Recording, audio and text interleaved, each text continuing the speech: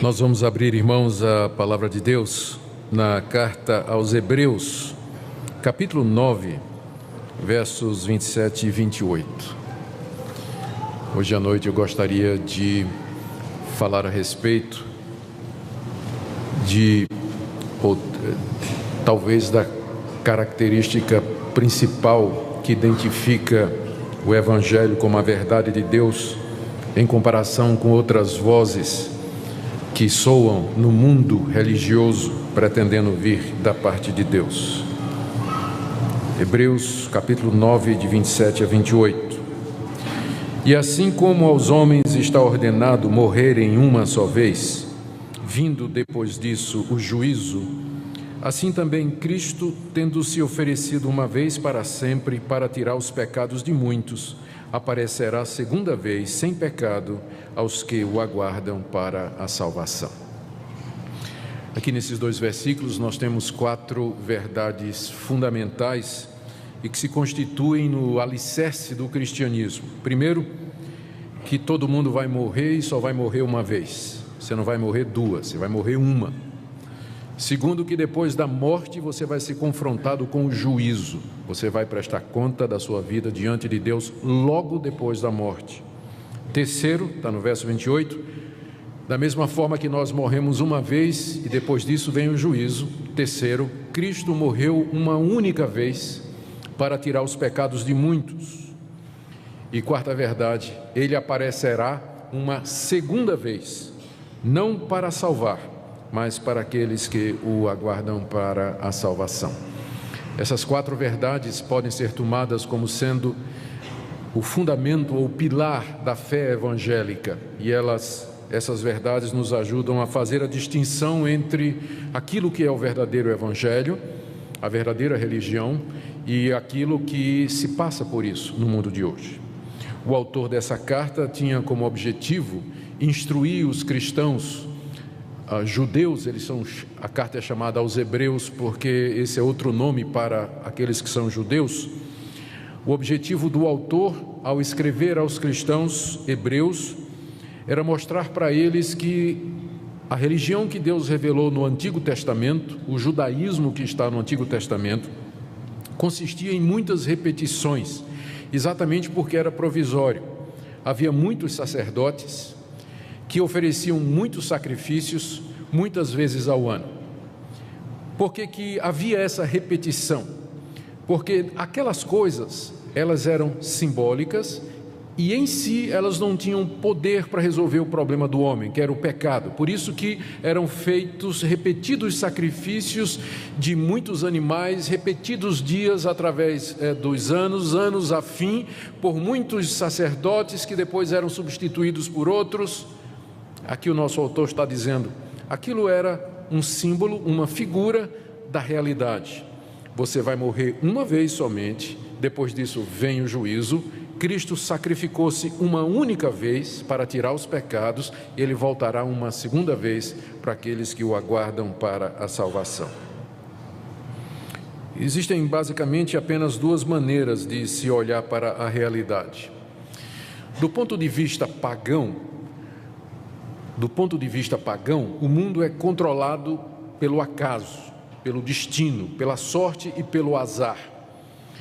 E a história se repete, ela caminha em círculos. Se você estudar a cosmovisão ou a visão de mundo das religiões orientais, por exemplo, ou da nova era, você vai perceber exatamente esse ponto, que para eles a história gira em círculos, os fatos se repetem, e por conta disso uma pessoa não vive somente uma vez.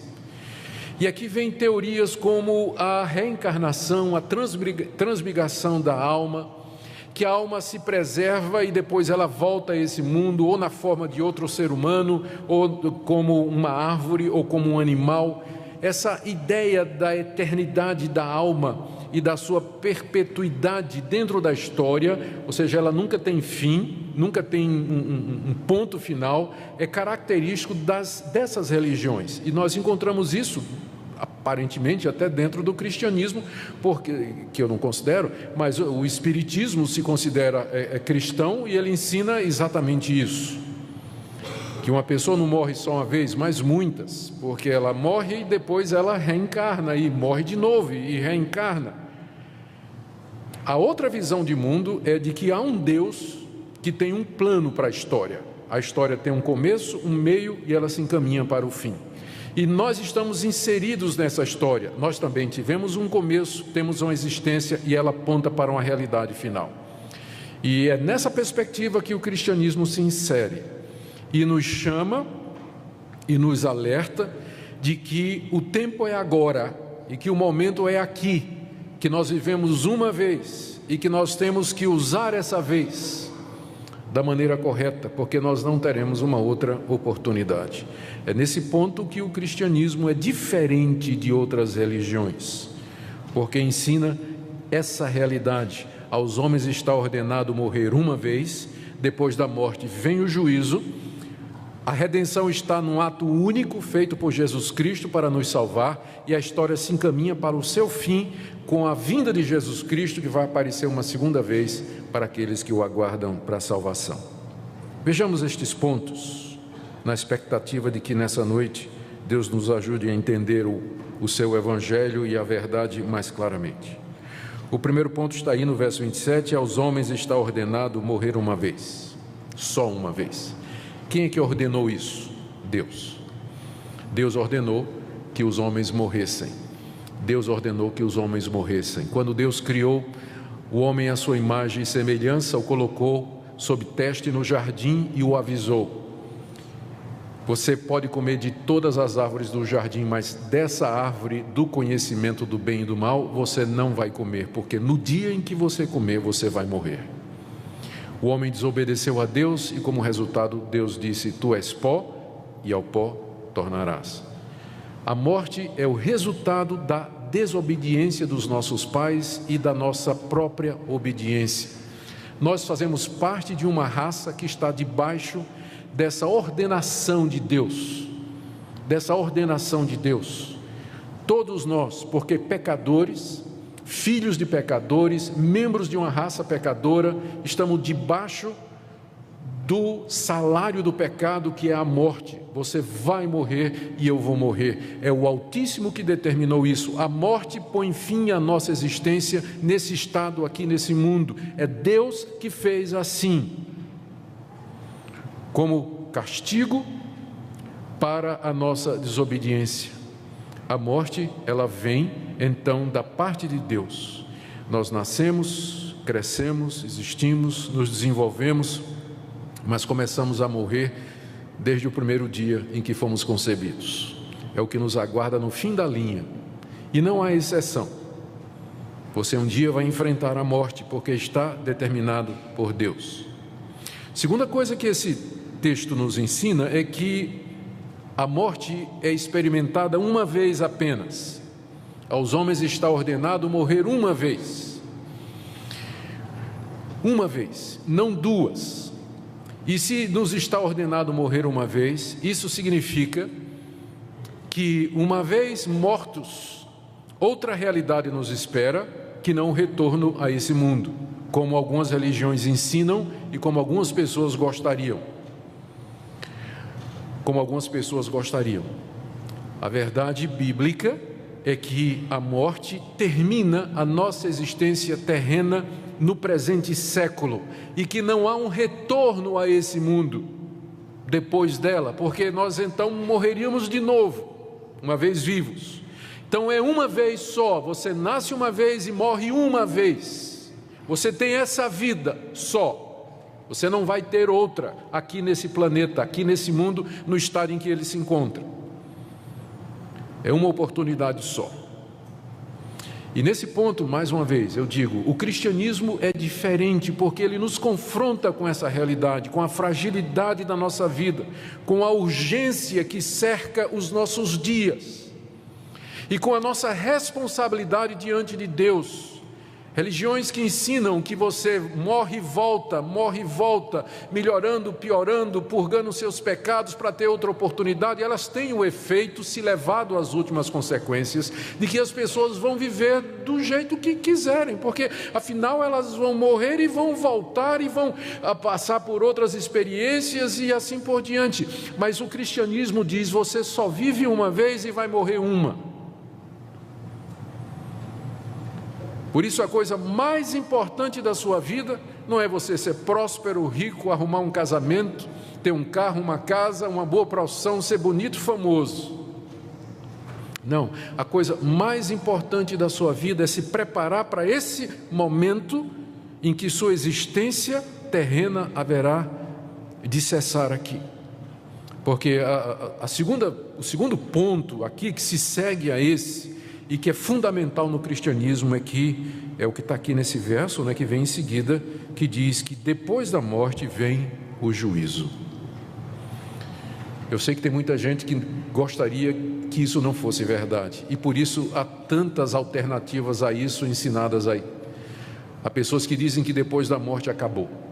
Essa é a visão materialista, naturalista de mundo. Só há duas opções: ou a verdade última e fundamental é um Deus que criou todas as coisas e que o mundo existe pelo seu querer e pela sua vontade, e nós nos relacionamos com Ele. Ou a realidade última e final é a matéria, que também é eterna. E nesse caso não existe um plano, não existe um propósito. O universo é um caos, ele não vai para lugar nenhum, não há intenção nenhuma. O universo é frio, indiferente para nós. Tem gente que segue o caminho do naturalismo e do materialismo ateísta e vai querer dizer que a vida é aquilo que você vê, que nós somos apenas o resultado de processos químicos, que amor, alegria, pensamento, consciência é apenas resultado de interações químicas do nosso cérebro. O cérebro goteja pensamentos como o fígado goteja a bilis, já dizia um ateu. Tudo é químico. Tudo é matéria. Isso é muito popular. Tem muita gente que adoraria que fosse assim, porque isso significa que você pode viver do jeito que você quiser. Você vai viver sua vida tranquilamente. Você não gosta da sua mulher, troca por outra. Você quer alguma coisa, você pode ser desonesto. Você pode usar dos recursos que quiser para obter o que quiser, porque se não há um Deus, se não há uma realidade final, se não há um juízo, eu não tenho a quem prestar contas, e só tem uma razão de você existir, que é o hedonismo, a busca do prazer, que é o que caracteriza a nossa sociedade hoje. Qual é a razão das pessoas viverem? A busca do prazer. Querem se satisfazer, querem se realizar. Mas se você sabe que depois da morte vem o juízo, isso vai fazer diferença. Eu sei que também tem gente que diz: não estou dizendo que depois da morte acabou, mas a gente entra assim num sono, não é? A gente vai dormir até o final dos tempos. Eu não vejo a Bíblia ensinando isso, embora a Bíblia se refira à morte como às vezes o sono, mas é simplesmente por causa da semelhança que há entre uma pessoa morta e uma pessoa que está dormindo. E também porque para o crente a morte na verdade é um sono, porque não é o fim, ele vai acordar na glória. Mas a realidade bíblica é que depois da morte cada um de nós vai enfrentar o juízo. O juízo vai ser executado por Deus. O que a Bíblia nos ensina é que quando uma pessoa morre, o seu corpo vai para a sepultura e a sua alma chega na presença do Criador. E ali então segue-se a um momento do juízo, de prestação de contas, em que você é confrontado com o autor da vida. E há apenas dois resultados desse confronto: ou você é perdoado por Deus, justificado por Deus, reconhecido por Deus e recebe dele a vida eterna e já entra na presença de Deus, no gozo e na alegria de Deus, que na Bíblia é chamado como paraíso ou céu. Ou então você será reprovado por ele, condenado por ele, pelos seus pecados, pelos seus atos de impureza, cometidos por pensamentos, palavras e obras, dos quais Deus tem pleno conhecimento de todos eles, e que serão trazidos diante de você, expostos como razão da sua condenação. E a partir da sua condenação, julgado, condenado, você já entra depois da morte no sofrimento eterno. Você já entra no sofrimento. Então é o juízo do qual se segue dois resultados: ou a vida eterna ou o sofrimento eterno. Aos homens está ordenado morrer uma vez, e depois disso vem o juízo. Seremos todos julgados por Deus depois da morte, com dois resultados possíveis apenas. Veja como isso exclui purgatório. A Bíblia não tem lugar para purgatório. A ideia de que depois da morte, se você cometeu alguns pecados que são mais leves do que outros, você vai sofrer nesse lugar para purgar os seus pecados, para depois entrar para o céu. Não tem chance nenhuma depois da morte. Purgatório não é ensinado na Bíblia. Também a Bíblia não ensina que você vai ficar vagando, que sua alma vai ficar vagando, que você vai ficar vendo seus familiares, você vai poder de alguma forma se comunicar com ele através de médiuns, como diz o Espiritismo. Coisa nenhuma. Depois da morte você vai dar de cara com o Criador de todas as coisas, com o Altíssimo, Todo-Poderoso, diante de quem sua vida será exposta e a quem você há de prestar contas. E quem poderá escapar? Quem poderá escapar ao juízo de Deus? Um Deus que conhece o que eu penso, sabe o que eu falo e vê o que eu faço. Um Deus que me conhece no recôndito da minha casa, conhece os meus pensamentos mais secretos, as intenções e motivações do meu coração. Quem pode ficar em pé diante desse Deus? E é aqui que entra a terceira verdade e que torna o cristianismo tão distinto das outras religiões. Diz aqui o verso 28: assim também, da mesma forma que aos homens está ordenado morrer uma vez e depois disso segue-se o juízo, assim também Cristo, Jesus Cristo, tendo-se oferecido uma vez para sempre para tirar os pecados de muitos. Vamos parar aqui. Essa é a terceira verdade e que vem na sequência das outras duas. Depois da morte, nós morremos uma vez e depois da morte vem o juízo. Quem é que pode escapar do juízo de Deus? Ninguém. Nem vocês, nem eu. Não há ninguém aqui, nunca houve e não haverá, que cumpra a lei de Deus, a vontade de Deus, as determinações de Deus, de maneira tão absoluta e perfeita que Deus o aceite como justo com base nesse cumprimento. Todos nós quebramos a lei de Deus, todos os 10 mandamentos, do primeiro ao último, por pensamentos, palavras e por obras. Nossa vida toda, toda a vida. Não há um justo, um sequer. Não há quem entenda, não há quem busque a Deus, pois todos pecaram e carecem da glória de Deus. Como enfrentar o juízo de Deus? A resposta é essa: que esse Deus, que é juiz de todos os homens, na sua misericórdia, Ele enviou seu Filho Jesus Cristo, de acordo com o verso 28, que se ofereceu uma vez para sempre para tirar os pecados de muitos. Aqui você tem a diferença fundamental do cristianismo para as outras religiões. Nas outras religiões, o homem é o salvador de si mesmo. Pode pegar todas elas, pode comparar todas elas, religiões orientais, o hinduísmo, o islamismo, o budismo, todas elas vão lhe dizer a mesma coisa. As seitas cristãs vão todas elas dizer a mesma coisa: o homem é o salvador de si mesmo. Ou então, numa versão mais moderada, o homem coopera com Deus na sua própria salvação. Deus dá um passo e o homem tem que dar o outro. E cita até um versículo que diz: está escrito, faz por ti que eu te ajudarei. Eu não me lembro de ter lido isso na minha Bíblia, né? O bom filho Deus ajuda. Eu vi isso na traseira do caminhão, nunca vi na Bíblia não. Mas é essa a diferença. O homem é o seu salvador. Se ele seguir preceitos religiosos prescritos pelos gurus e sacerdotes dessas religiões, se ele se esforçar ao máximo para praticar a justiça, a verdade e o bem para com o próximo, se ele fugir de tudo aquilo que desagrada a divindade e conseguir se manter nessa posição, ao morrer, Deus vai pesar na balança as boas obras que ele fez contra as obras erradas, e se por acaso as obras boas que ele fez forem mais pesadas do que as obras más, então ele entrará no paraíso. De maneiras diferentes, é isso que essas religiões ensinam, que a salvação é alguma coisa de baixo para cima, é o homem que tem que agradar a Deus e fazer alguma coisa para merecer ser recebido por Deus. O cristianismo é completamente diferente. Ele já começa dizendo assim: você pode tentar, mas você não vai conseguir. Você está ordenado a morrer uma vez por causa dos seus pecados, e depois disso você vai ser julgado. Não há um justo nenhum sequer. O cristianismo, como exposto na Bíblia, ele não nos passa uma falsa impressão a respeito de nós mesmos.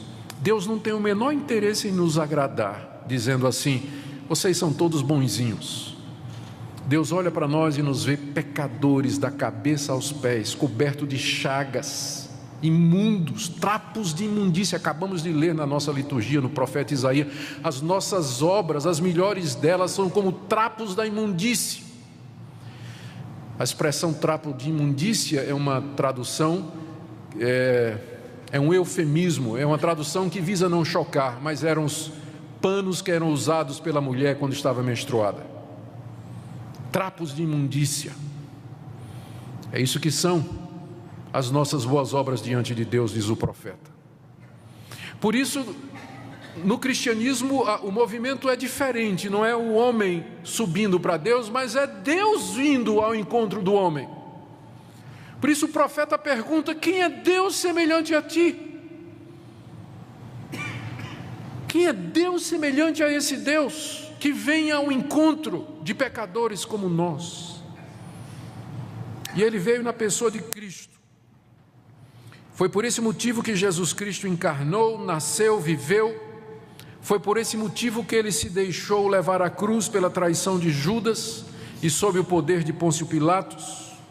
Porque, na verdade, aquilo que para os homens parecia a execução de um criminoso comum, era, na verdade, o ato redentor de Deus. Era Deus salvando pecadores. Era o Filho de Deus se oferecendo, como diz o texto, para tirar os pecados de muitos. De que maneira isso aconteceu? Na cruz do Calvário, Jesus Cristo recebeu a devida punição para os nossos pecados, nos estertores mortais, na dor que ele sofreu, a ponto de dizer: Deus meu, por que me desamparaste? Até o momento em que ele morreu de fato e de verdade. Ele experimentou a morte de maneira real. Essa morte para a qual nós estamos ordenados, Cristo a experimentou. E ao fazer isso, ao tomar o nosso lugar na morte, Ele é o nosso Redentor. Note que o texto diz que Ele apareceu para tirar o pecado de muitos, não é de todos, embora eu sei que tenha gente que diga isso, mas Ele apareceu para tirar o pecado de muitos, porque aos que não querem, aos que não vão crer, aos que não vão se arrepender, aos que vão acreditar que são bons o suficiente para merecer de Deus alguma coisa, aos que vão continuar na teimosia do seu caminho e no dia do juízo após a morte diante de Deus, eles serão confrontados pelos seus pecados e com o fato de que nunca fizeram coisa alguma para merecer de Deus clemência, misericórdia, compaixão. E o que lhes espera é o sofrimento eterno, sem fim. Eras e eras de sofrimento, de dor, de trevas. A Bíblia descreve como sendo um lugar onde há choro e ranger de dentes, onde o verme nunca morre e o fogo nunca se apaga. Por isso que o cristianismo é tão urgente. Você morre uma vez só e você não sabe quando isso vai acontecer. Por isso o dia é agora, o momento é hoje. Porque você não vai viver outra vez, você não vai ter outra chance. A coisa mais importante da sua vida é você resolver o problema do pecado diante de Deus. Cristo apareceu uma única vez. Deus já realizou o ato fundamental da redenção, já foi feito há 2000 anos atrás, quando Ele morreu na cruz pelos nossos pecados. A quarta verdade aqui é que Ele aparecerá uma segunda vez, porque Ele não ficou morto. Ao terceiro dia, Jesus Cristo saiu da sepultura, testemunhado por pessoas que nos deram esses registros, que têm 2000 anos, 5000 cópias, por homens que morreram por dizer isso, que Ele não ficou preso à morte, mas Ele venceu a morte ao terceiro dia. Pessoas que andaram com Ele depois de 3 dias, que conversaram com Ele, que o tocaram, que conversaram com Ele, o ouviram, comeram com Ele, e que morreram por afirmar isso.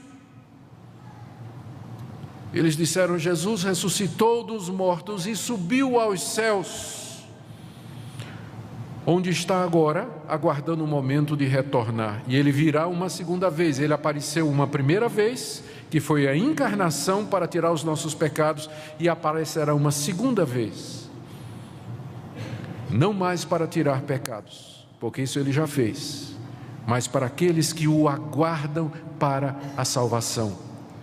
Isso resume a vida do cristão, aquele que crê em Jesus Cristo, aquele que está arrependido dos seus pecados, aquele que sabe que é um pecador miserável, que nada tem em si que possa merecer o favor de Deus, e que joga a sua alma, o seu futuro nas mãos de Deus, na mediação de Jesus Cristo. Esse está aguardando a salvação, da qual ele já tem certeza e espera apenas a consumação.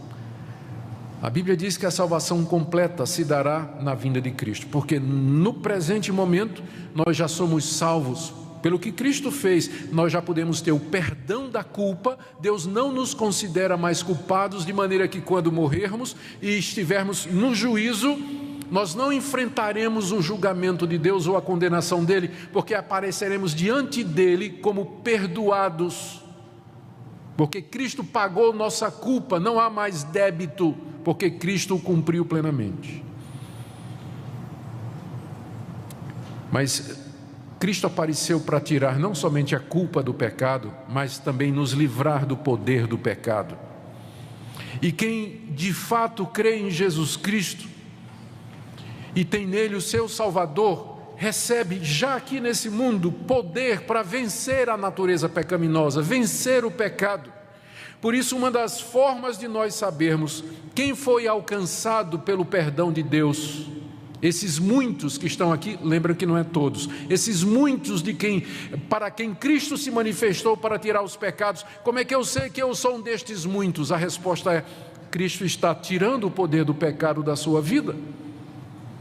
Ou você continua vivendo no pecado como sempre viveu? Mas eu sei que Cristo morreu por mim e que perdoou os meus pecados, porque eu vejo no dia a dia que eu odeio o pecado, eu não quero pecar, eu quero viver para Deus, e que quando eu peco é uma tragédia. Eu peço a Deus que me perdoe, que me levante, porque eu quero continuar e aprender a viver de maneira santa. Se é essa a sua experiência, você está entre os muitos. Agora, se você frequenta uma igreja, diz que é cristão, mas a obra de Cristo não tem nenhum efeito prático na sua vida, você continua nos velhos pecados de sempre, não há mudança, continua com ódio no coração, ressentimento, não consegue falar com aquela pessoa, continua sendo desonesto, vendo pornografia, impuro, traindo a sua mulher, qual a esperança que você tem, qual a evidência que você tem de que você está entre esses muitos de quem Cristo tirou os pecados? Você não tem evidência nenhuma. O que existe é muita gente que pensa que é crente, que pensa que está salvo. Mas lembra que a salvação consiste nisso, que Cristo apareceu para tirar o pecado, e não somente a culpa, mas o poder do pecado em nossa vida. E finalmente, quando Ele vier em glória, Ele vai tirar a presença do pecado do nosso coração, vai transformar o nosso corpo de sofrimento no corpo glorioso igual ao dele, pela ressurreição dos mortos ou pela transfiguração, pela transformação, quando ele vier, dos que estiverem vivos. e aí a salvação estará completa. Como está você nessa noite? O que é que você pensa de tudo isso? Será que nessa noite você poderia dizer: de fato eu creio que sou um pecador, eu sei que eu vou morrer uma vez, eu sei que vou me encontrar com Deus depois da morte, mas eu sei também que Cristo morreu por mim, que Ele apareceu para tirar os meus pecados, e eu vivo aguardando o seu retorno para a plena salvação. Você pode dizer isso nessa noite? Se você pode dizer isso nessa noite, eu bendigo a Deus pela sua vida, dou graças a Deus por você, dou graças a Deus pela misericórdia de Deus em salvar pecadores como eu e como você. Mas se você está incerto nessa noite, se você não tem certeza disso, ou se você não tem a menor ideia do que eu estou falando, mas nessa noite Deus falou ao seu coração, e você sabe que você precisa resolver o problema do pecado na sua vida, eu queria lhe convidar nessa noite a que você creia em Jesus, o Filho de Deus, que você se arrependa dos seus pecados, que você busque a Deus, e que você sem condição se entregue a Deus e diga: Deus, eu sei que depois da morte vem o juízo, e eu sei que se eu for levado ao teu tribunal eu serei condenado. Tenha misericórdia de mim pelo que Cristo fez na cruz, perdoa esse pecador e me recebe como teu filho. Você não quer fazer isso hoje? Eu queria convidar vocês todos a se colocarem em pé, e nós vamos orar nesse instante.